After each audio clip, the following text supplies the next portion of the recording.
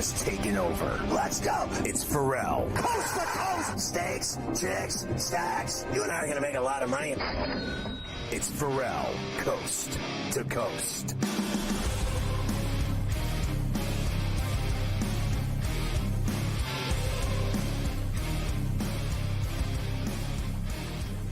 All right, a couple things. I want you to get the SportsGrid app on iOS or Android. You're going to love it. It's free. Did you hear me? F-R-E-E. It is free. You can watch the network on the app. It's got our TV side. You can listen to the network. It's got our radio side on it. You're going to absolutely love it. It's got in-game odds. It's got everything. Follow your favorite hosts like Carver High. And I think you're going to dig it. Go get it. Everybody's doing it. They just won't admit it. Did you know we're streaming on X? Just go to SportsGrid-Live, and you can watch us now streaming on X 7 days per, all day, every day.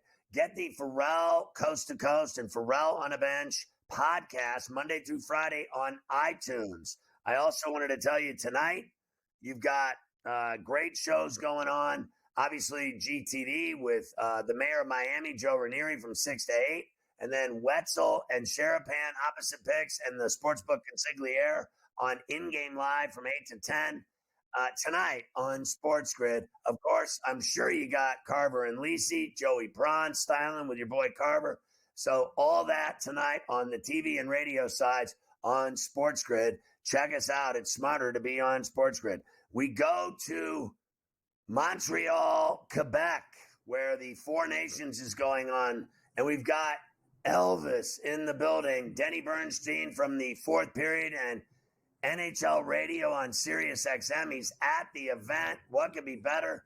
You know, Elvis, I called games there, and I always got a big kick out of it when I had a chance to do play-by-play in that building. Yep. I got my rocks off there, the Foster Hewitt broadcast booth in Toronto. I loved all of them, Ottawa, Edmonton, Calgary. Yep. I got a kick out of a lot of arenas that I got to do a game in. I'll never forget, certainly Montreal, walking into the Bell Center, 5 degrees outside, snow up to my knees. It was crazy there. And those fans are crazy. They're lit. They hate Americans. That's pretty obvious through the first couple of days. They're giving us the business. And I can't wait till tomorrow. Oh, yeah. And, Scotty, you should have been here Wednesday night when Mario Lemieux walked down the ice. I've been in this building a lot of times like you. It's never been louder. Like, that was amazing. That was unbelievable. It was. And Scotty, you want to protest? Here's what you do. Go outside the building in sub-zero Fahrenheit weather and picket and have signs. Don't boo the national anthem. It's BS. It totally is. I don't get it. Oh, they're not booing. Like, who do you know who they're booing? Like, it's ridiculous. It's no place for it. Scotty, I go to games to get away from politics. I don't want it injected in this game, especially now. This is the greatest international tournament in a decade, and this is your reaction? It's. I won't say it's dumb. It's really misguided. It's disgusting. And I got to be honest with you, it really upset me. I'm sick and tired of it. And now now I got my hate card out. I hate them. I'm like, you want to hate us and boo every player, boo our anthem every night when the announcer begs them not to boo. He's saying into the arena, just please respect the anthems, and they won't do it. And I think they're a bunch of idiots and nimrods. And I did watch Le Magnifique come out, and it was very special. You know, I'm good friends with him, and I love him. And to see that happen to him made me so happy for him. It couldn't happen to a better guy, the native son. And I think they treat Crosby the same way. Crosby's record with Canada in these 26 straight wins is phenomenal. Yeah, nobody's going to ever equal that record. That's an unbreakable record. You thought Wayne Gretzky's record was unbreakable? Well, it's not. But this one very well may be because he's a gamer. Like, I thought that Sid Crosby had an upper body injury. Wasn't his arm hurting, Scotty? He had 3 assists, made the game-winning assist to Mitch Marner, and you go on. So it's just this anthem stuff ruined. It didn't ruin it, but it really put a stain on what's been a fantastic series because the players want to play in this. It's not like the NBA All-Star game. These guys have thirst for this for over a decade. Connor McDavid, as a pro, has only played for Team North America. He's never played internationally, Scotty. So I can't wait for tomorrow night. I think it's going to be a great game, and we could put that other crap aside and just concentrate on hockey. Well, I don't think it's going to stop tomorrow night. I think it's going to continue, and then I think it's going to get even worse in Boston. Oh, you think the nice people of Boston will refrain from booing the Canadian national anthems? No. I heard you earlier. I'm a fan of the show, Scotty. I heard you run down those people in Boston. I can't wait to see the reaction because, look, I've been to games where they played a Canadian team here the last couple of weeks. Nobody booed the national anthem, but you're right. Boston's a different animal. So I'm waiting to see how the result was tomorrow night. And then with all the stakes on the table, probably with U.S. and Canada on Thursday, how the reaction is prior to the game starting. I got to tell you, Elvis, I thought that overtime with Sweden and Canada was the best of the last minute 50 of the third and the overtime 3-on-3 with I said there were at least 6 saves, 3 on each side that were all goals. I thought it was the best hockey I have seen literally since the 1980 USA beat Russia in the Olympics. That's how exciting that overtime was. It was insanity. It was back and forth. And Bennington, who didn't have a good game in net for Canada, made a huge save on Mika Zibanejad to save that game. Otherwise, Sweden 1-1. Yeah, it's best on best, Scotty. And now, you can play in this tournament. They're going to play 10-minute overtime. So if it goes to overtime, and in the NHL, you play 5-minute overtime. So I'm interested to see if this gets adopted in the regular season. But yeah, that was a classic overtime. That's what we waited to see. We waited to see, a guy like, Mika Zibanejad go up against Sid Crosby or whatever. It's been really, really a fun tournament. And most importantly, the players are playing. They're playing to win here, Scotty. It's not just an exhibition game. Isn't tomorrow night the biggest sporting event in the world right now? I think it's better than that nonsense NBA a skills competition. It's, I love the golf at Torrey, but it's going to kick its ass. Saturday night, USA-Canada is the biggest event in the world. I think it's great for hockey. I think it's great for the media. I think it's great for the fans. And I think it's great for viewers. And I think a lot of people are going to watch it. And I think the animosity is going to come out in tension.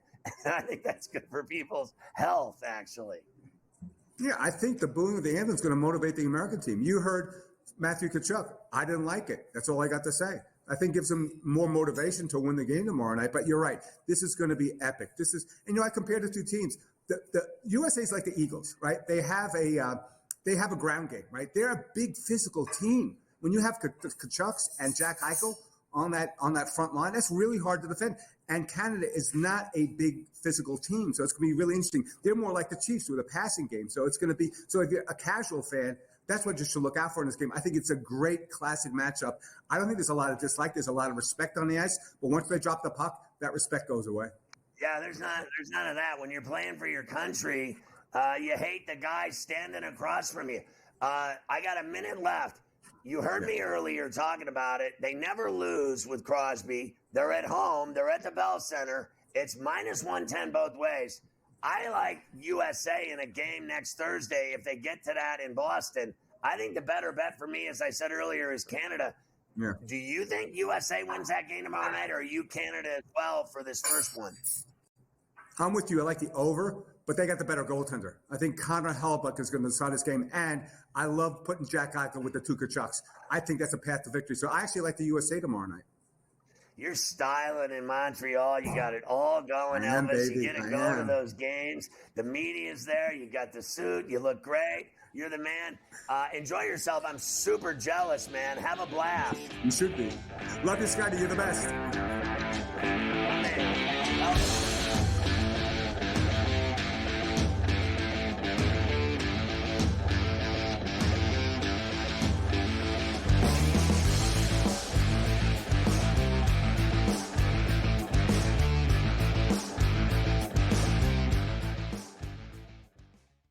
So my team didn't win this weekend, but I still did with this app that's taking over the game. Sports Millions Pick'em lets you make quick and easy predictions. Pick your favorite players, go higher or lower, and you can still win big even if your team loses. Plus, the multiplier is insane. With just a few picks, you can win big money.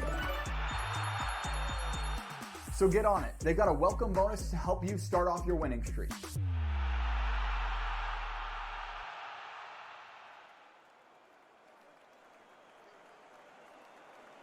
Anyone that's been to a sporting event, the atmosphere before a game, I think Game Time Decisions has that same exact atmosphere.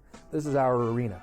This is what we do. There is going to be an energy to Game Time Decisions that you will feel night in and night out. The excitement you get when you lock your bets in, when you're figuring out what you want to do, we can zone in on the biggest games each night. I want this to be the place that people come to before the games start so they feel as ready as possible to lock in their cards. We are going to hit every single one of those markets that you need to know about. We're going to go through every single thing, and I've got a great team behind me that's going to help me get the job done. There is not going to be a better place, I promise you, than Game Time Decisions to get that new information, react to it, and be able to then bet accordingly. We will have everything at our disposal, and we will use that to our advantage.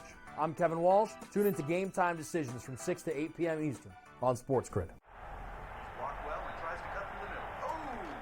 Your gut says Miami is going to win, and you should take the over. Your gut also said your NFT selfies would only go up in value. They didn't. But your head is on SportsGrid and knows the QB is in concussion protocol. The backup has a 45 QBR against the zone coverage. The New York D has the most sacks in the league. So yeah, trust your head. It's smarter to be on SportsGrid. The two guys that can do it all. Too much electricity this morning. This is a good time. We're having a lot of fun. I had to do a triple take. Ka-ching! Why? Because of parity. I didn't mean to offend. Yeah, it's not going to happen. Road management is a dirty word. Let him rip. You know what? Circumstances provide the results. What? How do you do this once? Oh, Donnie, you got such a good show there. A network that is booming. The Early Line, only on SportsGrid.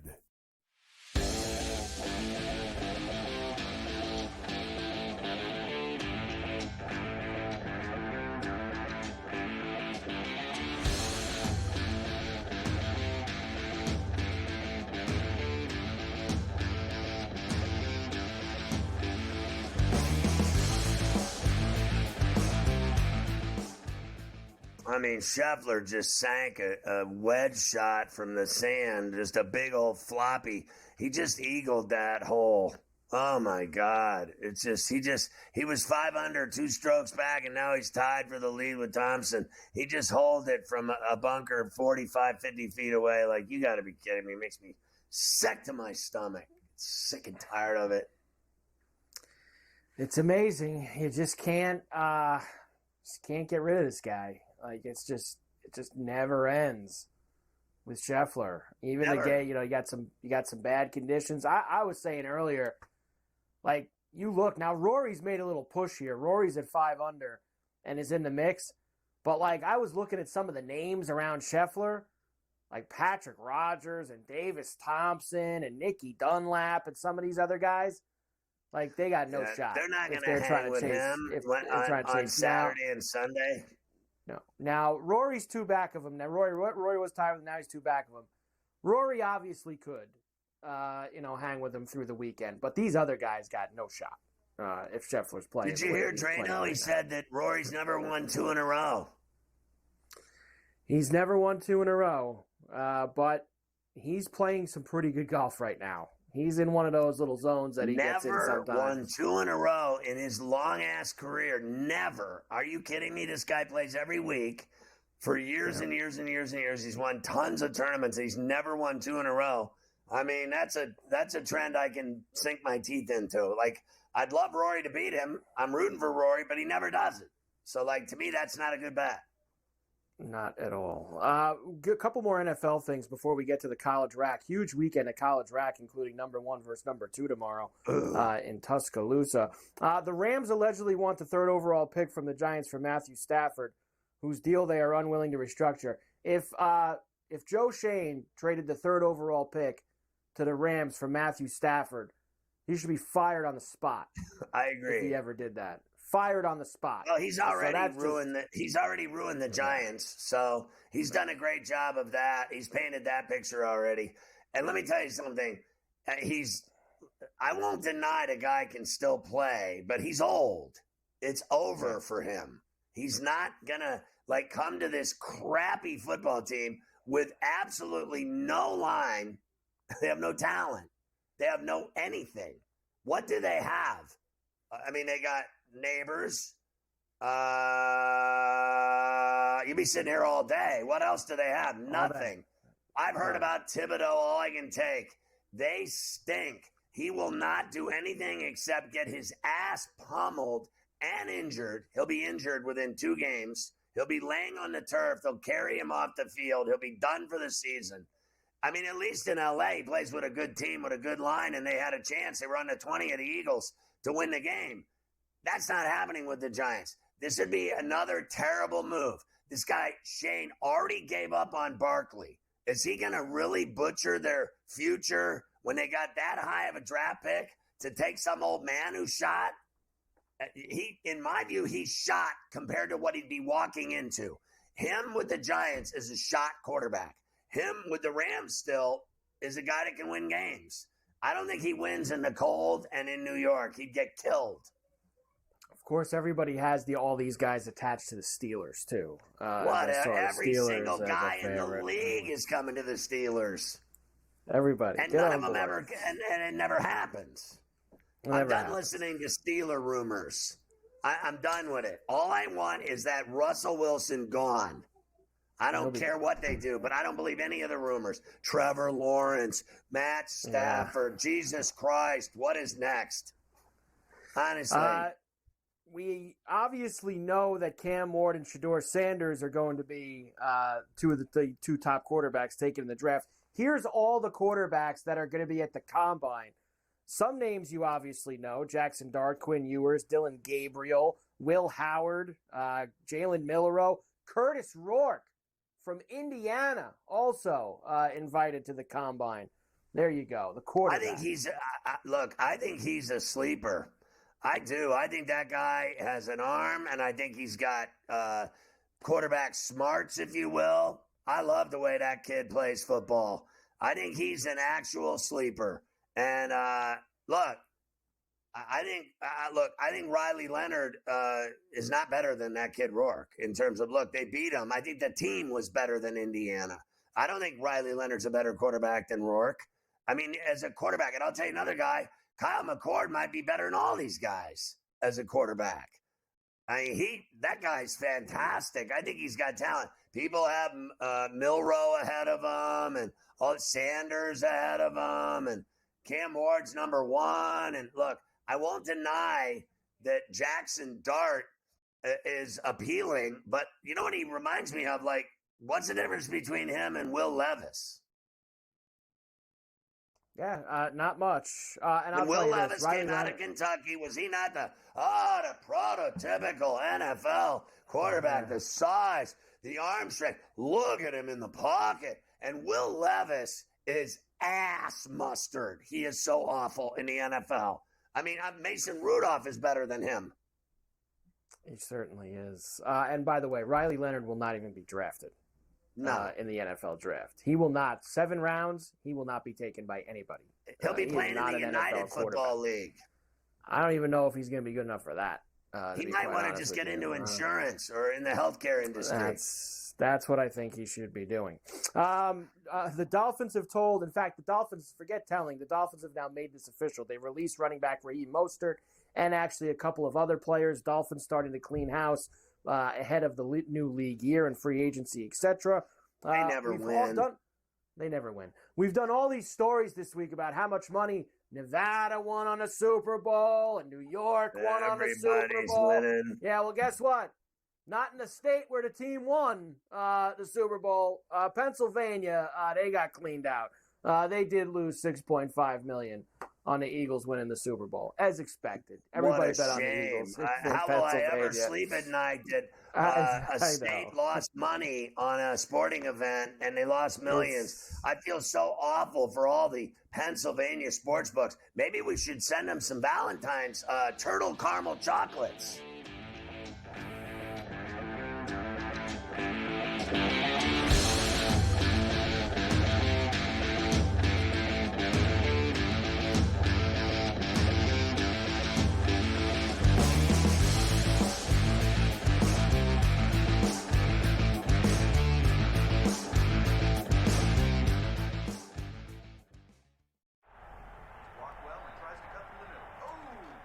Your gut says Miami is going to win, and you should take the over. Your gut also said your NFT selfies would only go up in value. They didn't. But your head is on SportsGrid and knows the QB is in concussion protocol. The backup has a 45 QBR against the zone coverage. The New York D has the most sacks in the league. So yeah, trust your head. It's smarter to be on SportsGrid. You want me to solve all this tush-push and fourth down malarkey that goes on with the officials? Here's a crazy idea. Get rid of the worst rule in the NFL, and that is forward progress. How about this? Where I knock your ass on the ground is where the ball goes, period. Let's end this whole conversation. Like, if I drop you back 4 yards, then you lost 4 yards. If we get rid of forward progress, this tush-push and everything else is taken care of. Where I put your tail on the ground is where the ball goes, end of conversation. It's the dumbest rule and the most arbitrary rule. The only thing that is a worse call in the NFL than forward progress is the punt that goes out of bounds when you watch the official walk down the sideline having absolutely no clue where that ball crossed over. All I can think of is that Price is Right game go do-de-do-de-do, do-de-do-de-do, as he's walking down the sideline, arbitrarily trying to figure out where the ball crossed over because he's got no clue. The Early Line, only on SportsGrid. There is going to be an energy to game time decisions that you will feel night in and night out. We're going to go through every single thing, and I've got a great team behind me that's going to help me get the job done. I want this to be the place that people come to. We are going to hit every single one of those markets that you need to know about. There is not going to be a better place, I promise you, than Game Time Decisions. We will have everything at our disposal, and we will use that to our advantage. I'm Kevin Walsh. Tune into Game Time Decisions from 6 to 8 p.m. Eastern on SportsGrid.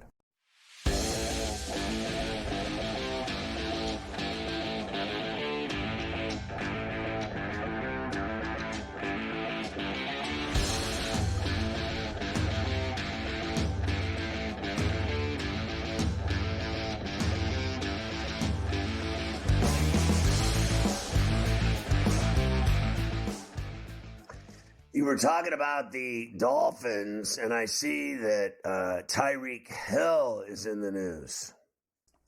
Tyreek Hill is in the news. Him and U.S. Olympian Noah Lyles have agreed to race each other to determine the fastest man in the world. The race is supposed to happen before the USATF Outdoor Championships in July. Let me ask you this. I know that Noah Lyles has the credentials and the qualifications to maybe be in the conversation of the fastest man in the world. And nothing against Tyreek Hill, but who dubbed him as his biggest competitor, as the fastest, just himself, right? This is Tyreek who dubbed himself the fastest competitor. I know Tyreek's fast. I know he's fast. But you see these guys at the Olympics, Lyles and these other guys? I don't know if that's that blazing fast. I'm not sure that's the same. And listen, Lyles won one gold medal? He didn't win anything else, but I'll give you this. He's faster than Tyreek Hill. And I would bet money on that instantaneously. But I could care less about USA track and field. You know, when they have like the Milrose games on in New York, like, I've never watched that one. It's like track and field. What word? I'd rather watch chicks golf. I mean it. Like volleyball. Anything. Honestly, swimming. Anything's better than track and field. Last thing with the football, we've done a lot of pickleball broadcaster stuff. Yeah, pickleball with Waldo. We've done a lot of broadcasting stuff the last few days, NFL Red Zone host Scott Hansen, who's been doing that like forever, right? He's been doing that Red Zone gig for a long time. Allegedly is in talks to leave for a major network. Man, that would be different not having that guy listening to him for 8 hours every Sunday. That's all you hear is him when you watch that Red Zone. So, be careful. You want some new gig and you're gonna go off into some new enterprise and try something else. Maybe realize what you're good at. He's really good at that job. He's got it. He's got the market cornered, right, on Red Zone, and then he's going to walk away from that and do some other. I got to be honest with you. Like when guys switch, right? Like look at the guys that went to remember that Bear guy? He went to Fox. Like he never mattered there like he did at ESPN. Remember when Skip Bayless was on ESPN and then he went over there? He never mattered again. Remember when Rinaldi used to do his tear jerk stories on ESPN? Now he does them on Fox and no one cries ever. He used to do the tear jerk stories and everyone would be bawling and what a great reporter, give him an Emmy. Now he's on Fox and he's like on the field and people are like, be careful what you wish for. He's got the best gig going, and he's going to walk away to do some candy-ass job at a network. Good luck. Don't do it. Good luck indeed. There you go with all of the NFL news. We'll do more on Monday. I've got a couple things I'm holding over, some salary cap stuff, but that, of course, isn't going to change between now and Monday. So we'll be able to get some of those things involved then. How about college rack? For us here because we have a very big weekend of it. Maryland did beat Nebraska last night out at the cornfield. Memphis beat USF 80-65. And before I get to the women's game, I love the late night games and I watch them. The Anteaters let me down. They didn't cover that game against the Gauchos. But did you see the kid with the tip in with like less than a second to go for the Anteaters?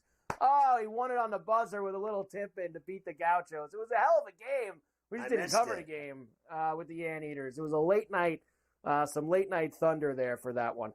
But did you see the women's USC-UCLA game with Juju Watkins going off for 38, 11, and 5? And 8 blocks she had in the game as well? You got to be kidding me. 8 blocks. Juju getting involved. No, because it was all late night, and I got up at 5 a.m. to ball, so it was a 5 a.m. ball day. Tomorrow, same thing, up super early to ball. Can't get engaged in the 10, 11 o'clock starts. Can't do it. Not when you got to get up at 5 a.m. It'll make a man out of you getting up at that hour in the cold. We'll give you tonight's games when we come back, including the game of the night in Bloomington tonight.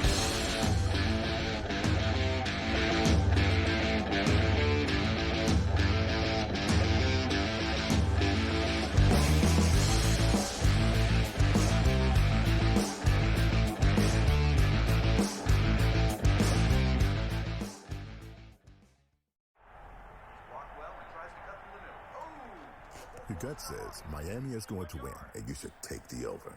Your gut also said your NFT selfies would only go up in value. They didn't.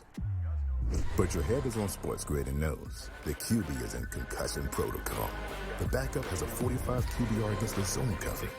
The New York D has the most sacks in the league. So yeah, trust your head. It's smarter to be on SportsGrid. You want me to solve all this tush-push and fourth down malarkey that goes on with the officials? Here's a crazy idea. Get rid of the worst rule in the NFL, and that is forward progress. How about this? Where I knock your ass in the ground is where the ball goes, period. Let's end this whole conversation. Like, if I drop you back 4 yards, then you lost 4 yards. If we get rid of forward progress, this tush-push and everything else is taken care of. Where I put your tail on the ground is where the ball goes, end of conversation. It's the dumbest rule and the most arbitrary rule. The only thing that is a worse call in the NFL than forward progress is the punt that goes out of bounds when you watch the official walk down the sideline having absolutely no clue where that ball crossed over. All I can think of is that Price is Right game go do-de-do-de-do, do-de-do-de-do, as he's walking down the sideline, arbitrarily trying to figure out where the ball crossed over because he's got no clue. The Early Line, only on SportsGrid. There is going to be an energy to game time decisions that you will feel night in and night out. We're going to go through every single thing, and I've got a great team behind me that's going to help me get the job done. I want this to be the place that people come to. We are going to hit every single one of those markets that you need to know about. There is not going to be a better place, I promise you, than Game Time Decisions. We will have everything at our disposal, and we will use that to our advantage. I'm Kevin Walsh. Tune into Game Time Decisions from 6 to 8 p.m. Eastern on SportsGrid.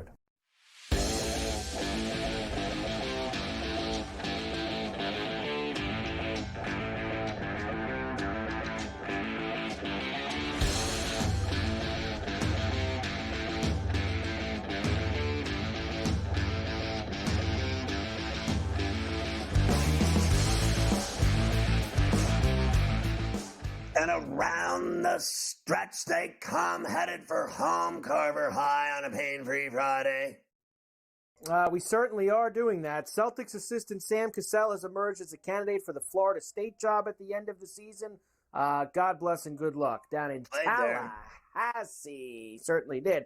Tonight, not the biggest night of stuff in college rack, but why don't we start with one heavy game, UCLA at Assembly Hall against the Hoosiers tonight. UCLA, the very short favorite on the road in Bloomington. So they won in East Lansing, a stunner at the Breslin, and going away, right? Like, whatever. Why not 2 in a row for the Hoosiers at that price? And getting 2 at Assembly Hall on a Friday night, that place will be lit. And we haven't seen UCLA and Indiana in the Big Ten. Here you go, tonight in Bloomington. They got an opportunity here. Indiana, the door is cracked open a little bit. They are not a tournament team at all. But if you beat Michigan State and UCLA, 2 ranked teams, 2 games in a row, those are big wins. And then if you get confident, you can possibly do some damage at the end of the season and slip in. Because, so much as a week ago, they were like a DeCourcy and a Palm first 4 out. And I couldn't even believe that they were first 4 out. I didn't think they were in that kind of position either. But if that's the truth, then the door is open, and they got to win this game tonight. This is an enormous game for Indiana tonight in Bloomington. They got to get it done. They got to win this game outright. Elsewhere tonight, I'm going to give you like a small potpourri. There's like a bunch of different conferences playing. Right. St. Louis and Loyola playing in the A-10 tonight. Ohio and Kent State in the MAC. Wright State and Milwaukee in the Horizon. How about late night Nevada and San Jose State in the Mountain West? There's a little bit of everything tonight. I like, San Jose State covered for me the other night with a big game. And I'm going to take them again tonight in San Jose against Alfred's team. I'll take those points. And, I like the Ramblers of Loyola Chicago at home tonight to win by 3 over St. Louis. I like Kent State at home over Ohio. And that Wright State game, I got to just look at that. What is the number on that thing? Wright State is 6.5. It actually should be Milwaukee minus 6.5. Milwaukee laying 6.5 at home. I like Milwaukee at home there. I really do. So I'm going to go Loyola, Kent, Milwaukee, and San Jose State, the only dog getting the 6.5. Can't interest you in Quinnipiac and Sacred Heart either in the NEC tonight, right? Can't get you in on the little Quinnipiac tonight, or the MAC, I should say. I could sink my teeth into Quinnipiac tonight. I'll tell you another team I like is Northern Kentucky tonight, taking on Gottlieb's crappy team. They're 2-23.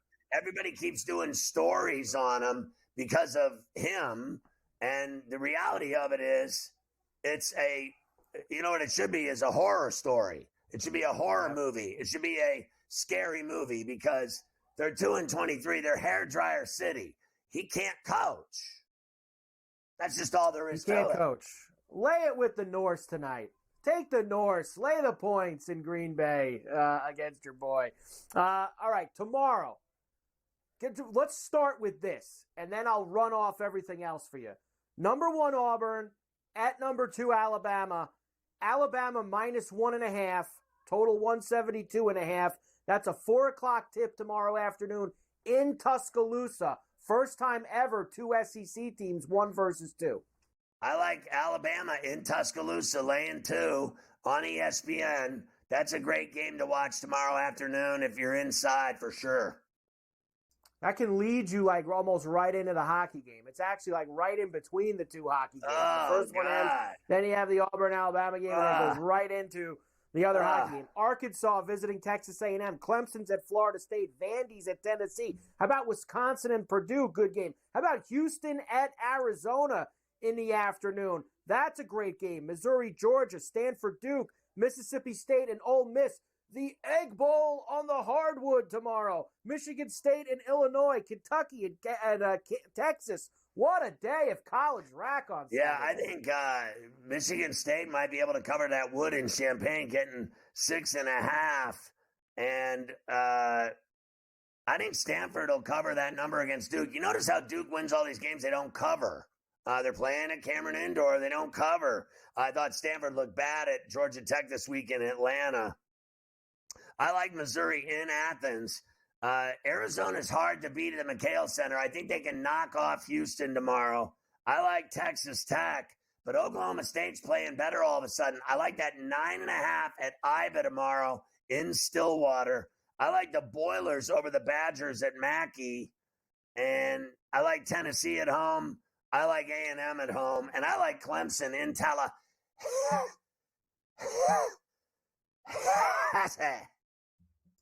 Bonus ball Sunday for our Johnny faithful here. Creighton at the Garden against St. John's Sunday afternoon, 3 o'clock East. St. John's minus 4.5. I'm already seeing the early line for that. Johnnies are unbeatable and the world's most famous. They will beat Creighton. Creighton lost at home to UConn by 4. They're going to lose to the Johnnies by more than 4.5. The Johnnies mean business, especially at the Garden on 33rd and 7th, baby. There you go. Really good weekend of college basketball that you have ahead for you. All right, you're going to do some baseball with Scott. I have a lot of baseball stuff that I want to throw in for you as well, including, did you see Stroman show up at Yankee camp this morning? Now, everybody says he was late. Technically, he's not supposed to be there until the 22nd. It's just everybody gets there a little earlier. This was the clip, though, that has everybody talking. Of course, he's the odd man out in terms of the Yankee rotation, but he doesn't care about that, Scotty. He's a starting pitcher. There'll be no bullpen for him. Considering your pedigree, could you handle being a reliever? I'm a starter. So right now, I'm a starter. You're the 6th starter, so how do you handle that? See how it plays out. I'm a starter. You do not want to pitch in the bullpen? I won't pitch in the bullpen. I'm a starter. Well, then deal his ass. There you go. Well, look, it's a fine line. I would deal him only because I just don't think he's that good. But you also know how all of this works. Someone's going to get hurt at some point in March or in April, and you're going to need him. Here's Boone right afterwards. Of course, he talks, and the reporters all go and run to Boone, and Boone says, can we all calm down? He says, will not pitch in relief. I'm a starter. Right now, he's your 6th starter. If everybody stays healthy, that could be a problem if he's still here. Well, first of all, happy Valentine's Day. It's February 14th. So, you know, you're getting way ahead of this thing. Like, we're getting him ready. We're building him up to be a starting pitcher. And, you know, it's so far out there. And we'll obviously address anything we have to once we get into certain situations. But right now the focus is getting him ready to go, and I think he's got a pen tomorrow, and it's getting him ready to start. And then as we go, when things come up, we'll address them. Yeah, you know, I got to be honest with you. A couple things. One, I agree with you. He's not that good. Two, let's see how Clark Schmidt and all these guys pitch in the spring. Like, I don't understand. Like, we're just handing this guy this, 5 spot or whatever. Like, what if Stroman's better than him? I go with the guy that's pitching better. And then when the guys eventually, they all get injured, every one of them. Max Fried will be out for a month. They all get it. Cole will be out. He was out for forever last year till July. I don't want to hear it. None of them can stay out. I have never seen a sport in my life with more injuries than baseball. These guys get injured walking up a flight of steps.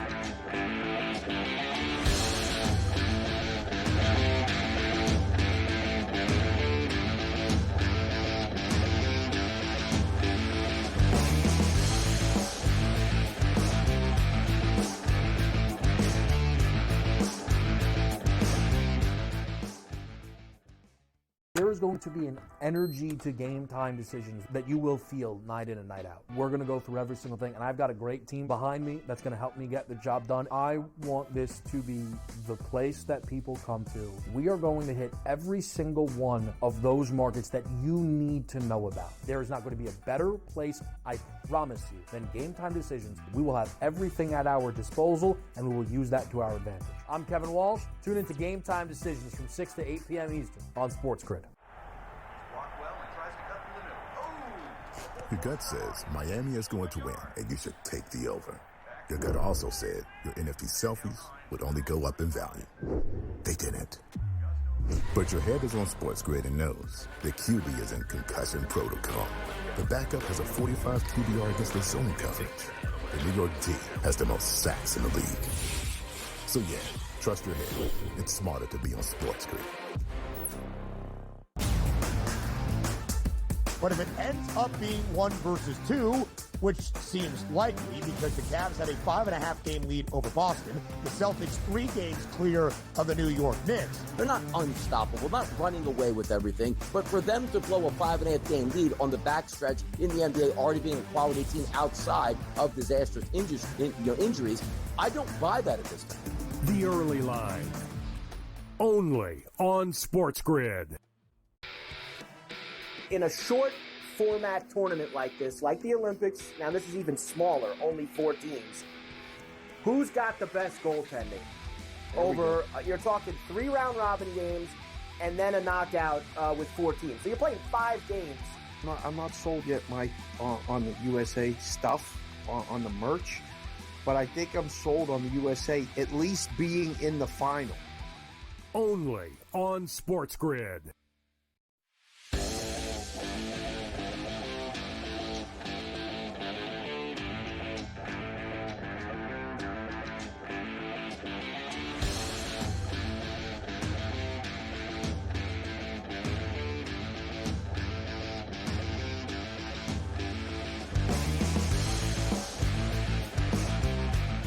The great writer and baseball scribe Scott Miller joins us from SoCal. Always good to have Scott on. Of course, he does a lot of work with the New York Times, and he's on C2C regularly talking baseball. So you have a new book coming out. Tell us about this book you're doing.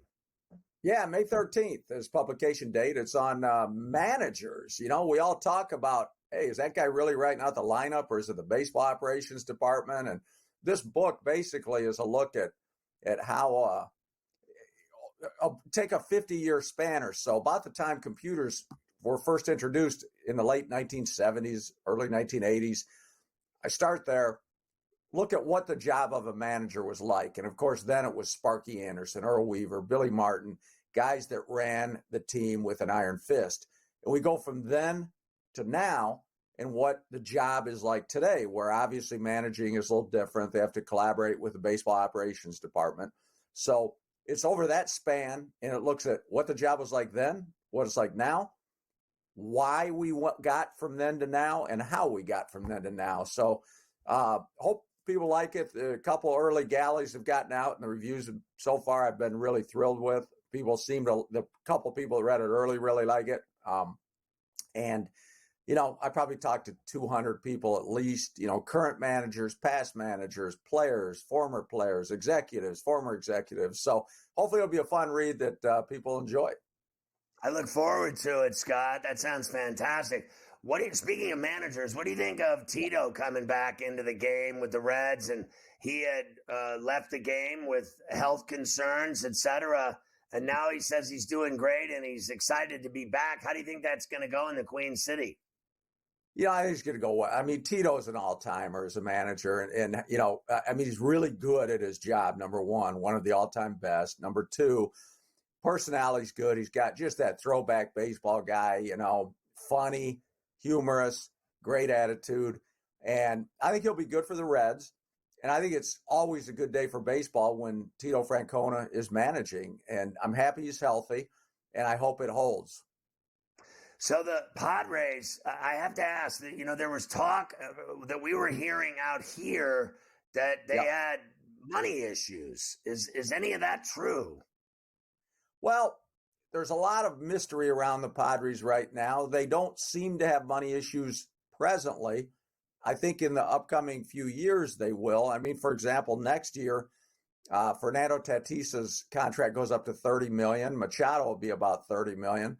Xander Bogaerts will be up about there. They'll have about $90 million sunk into three guys next year. And you expand that out a little bit, what they're going to owe Yu Darvish next year and Joe Musgrove, Jake Cronenworth. They're going to have about 120, 130 million tied up in like 5 or 6 or 7 guys. So I think, beginning next year, it gets a little dicey.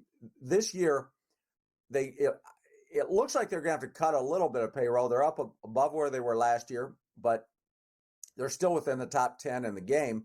The thing that is the mystery over this franchise is with the owner, Peter Seidler, passing away, they've named his brother John as control person.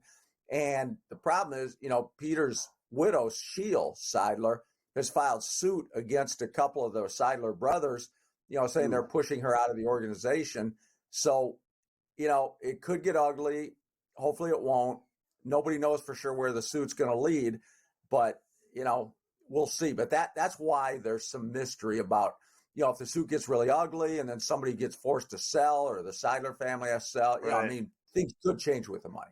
So the Mets and the Dodgers seem to have a little thing going. Obviously, the Dodgers are the champs. They spend the most money. They're loaded. And then this guy Alvarez is talking, we're better than the Dodgers. We have a better lineup, and they have Soto now.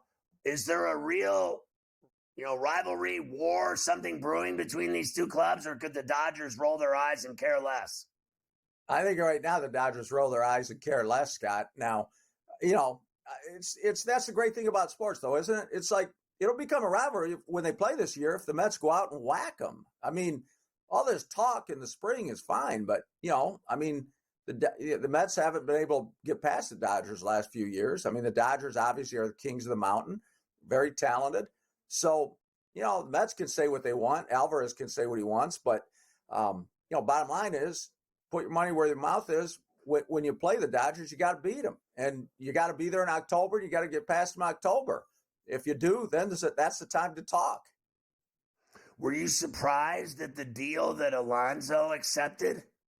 Oh, my gosh. I thought the only thing missing in that deal is there a clause that says he also has to carry Juan Soto's bags? Jeez. There is. Actually, there is. Just haven't made it public.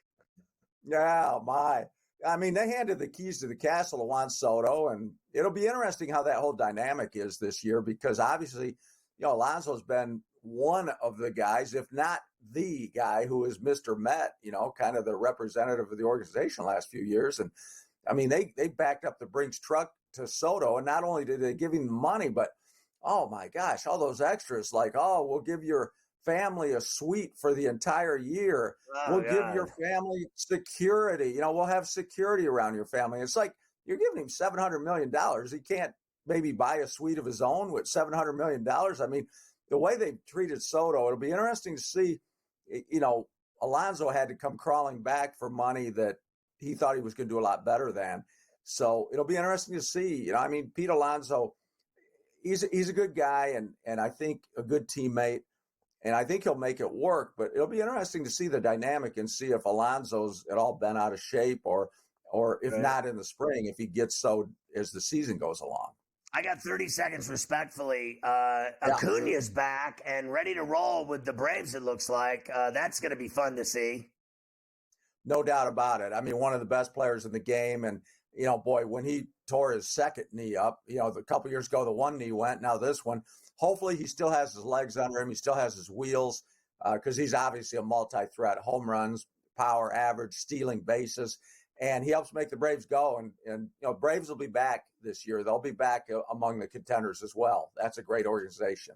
So you're going out to Arizona next week for some Cactus League. That sounds fun. Have a great trip, Scott. Enjoy your Valentine's and your weekend. Have fun out at Cactus League.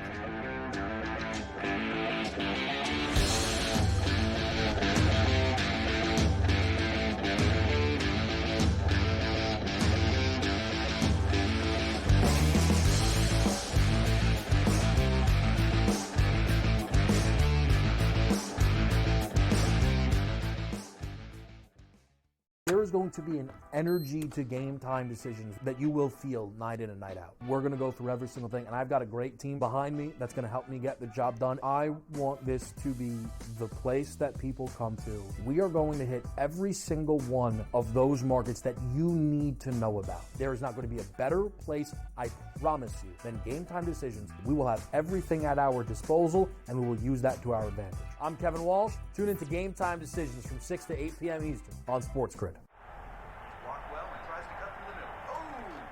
Your gut says Miami is going to win, and you should take the over. Your gut also said your NFT selfies would only go up in value. They didn't. But your head is on SportsGrid and knows the QB is in concussion protocol. The backup has a 45 QBR against the zone coverage. The New York D has the most sacks in the league. So yeah, trust your head. It's smarter to be on SportsGrid.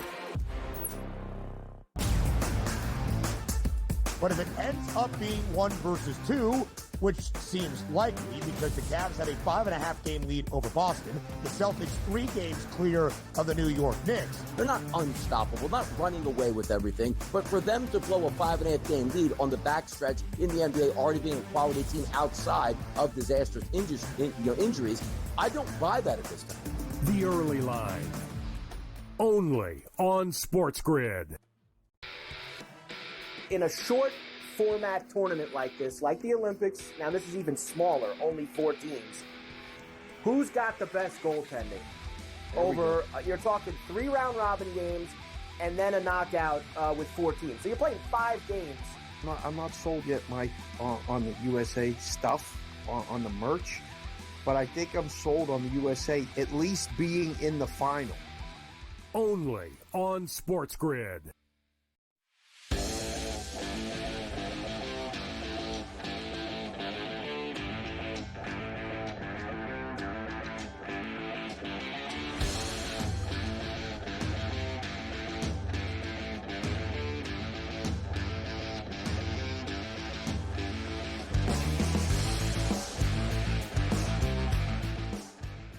How about that? On leftovers, we got Luke Iamiopada as an insider for NASCAR all season now. He's going to give us plays for the Daytona.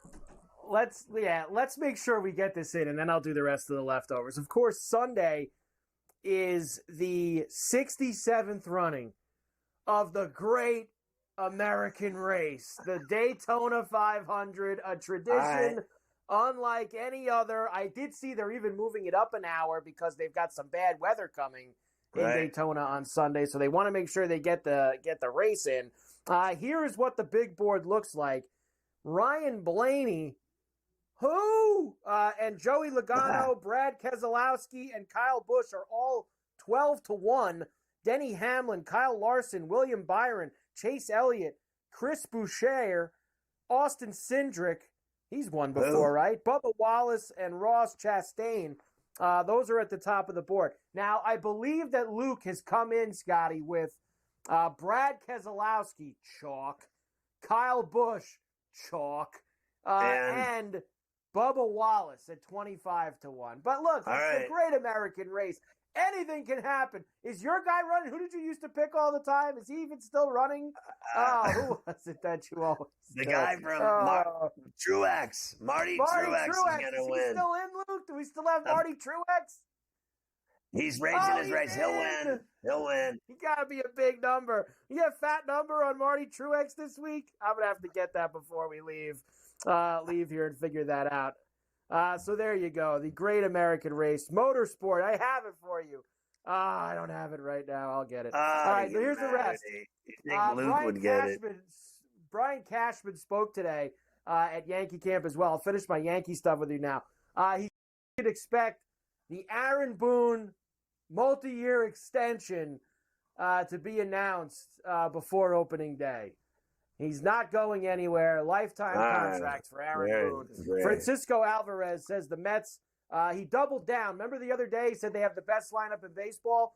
I think somebody went back to him and said, well, what about the Dodgers? He said, better than the Dodgers. He went right back. Better lineup than the Dodgers.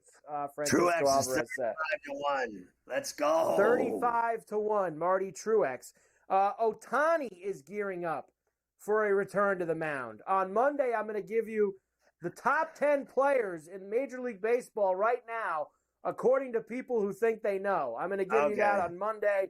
Ronald Acuna Jr. says his knee is 90 to 95% since ACL surgery last summer. We'll see about that. Pirate pitching needs to be exceptional to compete. Do you think? That's because they have no hitters. So, of course, the pitching. They got no bats. They got to win 2-1 every night. Well, of course the pitching's got to be. Give me the under. Under in the Pirate games. I mean, you got to be kidding me. Cabrian Hayes. Oh, wait, here we go. Offense. Cabrian Hayes reworks his swing after some lower back issues. He's got a bad back. Solve everything. The season hasn't even started yet. He's injured. Already hurt. White Sox signed Joey Gallo to a minor league deal. Julio Gallo. That's the perfect place for him to go and hit like 35 bombs, and nobody will know that it's actually happening. And Tyson Fury was the third highest paid athlete in 2024 behind Ronaldo and Steph Curry. Your boy made a cool $147 million last year. Why is he retiring? You know what's crazy is that Floyd Mayweather used to make $100 million a fight. And this guy makes $147 million for the whole year. Your boy Mayweather would make $200 million. He'd fight twice a year, automatic. Now he's making his money with strip clubs. Ferrall finished 6 former East Mississippi community college players sue over how they were portrayed in Last Chance U. Still trying to make money out of their streaming show that apparently they didn't like so much. Good luck with that. Alleged ultra shoplifter accused of offering sexual acts and cash to Texas Popo for freedom. As a photo shows her disheveled in the cop car, she's the ultra shoplifter offering sexual favors to the Texas deputy. I love it. Jealous ex-husband shoots wife, kills her new girlfriend after the love triangle ends a 24-year romance. You lose. Patient dies after the hospital asks the wrong family whether to pull the plug on life support. They pulled the plug on the wrong family. Oh, no, the humanity. GTD is next with the mayor of Miami.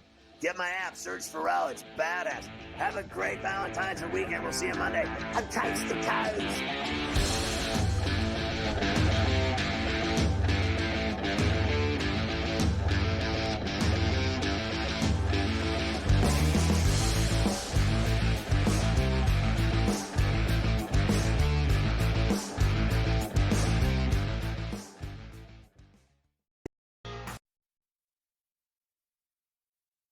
Louder every week, to the point now that they're making overt references to it on the broadcast. So there's plenty of other guys that have to get faster. Tom definitely is more deliberate in his conversations, always has been since he's been on tour. I just think about Joe Scavern, when those two started working together, how their conversations always seem to just keep on going and going. The Smiley Show, only on SportsGrid. I can't take Boston at minus 110. I don't see the value in it, right? You're getting minus money. If Boston were to turn around and become even money or a plus 105 or plus 110, yeah, I can understand you want to take that. So because of the value at 5.5 to 1, I got to like the Knicks and their chances of coming out of the East. Betting above the rim. Only on SportsGrid. In a short format tournament like this, like the Olympics, now this is even smaller, only 4 teams, who's got the best goaltending? Over, you're talking 3 round robin games and then a knockout with 4 teams. So you're playing 5 games. I'm not sold yet, Mike, on the USA stuff, on the merch, but I think I'm sold on the USA at least being in the final. Only on SportsGrid. Patino himself, in a clip that we just played, said basically the stats are not backing up the team's wins. St. John's is offensive glass. That's where a lot of opportunities for St. John's came from. St. John's does not shoot the basketball well. It might even be fair to say they shoot it poorly. They were 3 of 16 from deep last night, but it doesn't seem to matter to them. Newswire. Only on SportsGrid.